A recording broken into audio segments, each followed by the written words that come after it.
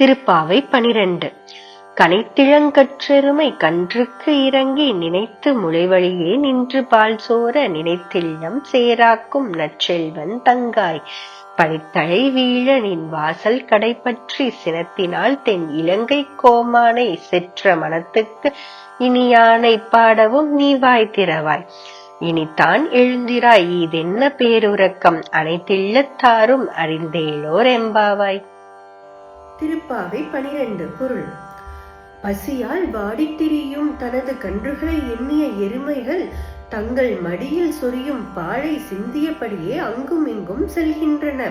அவை சொரிந்த பாலால் அனைத்து இல்லத்து வாசல்களும் சேராகுகின்றன. இப்படி நிற்காமல் பால் சொரியும் எருமைகளுக்கு சொந்தக்காரனான ஆயனின் தங்கையே, கொட்டும் பனி எங்கள் தலையில் விழ உன் வீட்டு இல்லத்து வாசலில் நாங்கள் நிற்கின்றோம். சீதையை கவர்ந்து சென்ற அந்த ராவணின் மீது கோபம் கொண்டு அவனை அழிக்க ராமாவதாரம் எடுத்த நம் நாராயணனை போற்றி பாடுகின்றோம். நீயோ பேசாமல் இருக்கிறாய். அனைத்து இல்லத்திலும் அனைவரும் எழுந்த பிறகும் உனக்கு மட்டும் எதற்கு இந்த பேருறக்கம்? கனைத்திளங்கற்றெருமை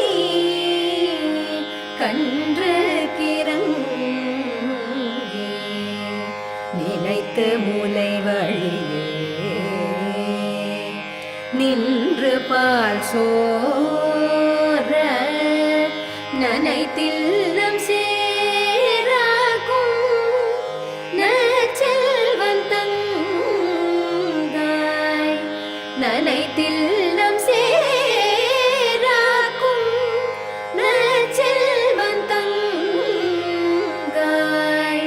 பனித்தலை வீழனில் வாசல் கடை பற்றி சினத்தினால் தென் இலங்கை கோமானை செற்ற மனத்துக்கு இனியானை பாடவும் நீ வாய் திறவாய்.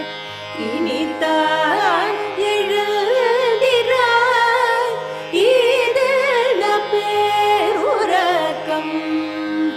இனித்தான் எழுந்திராய் இதென்ன பேருறக்கம். அனைத்தில்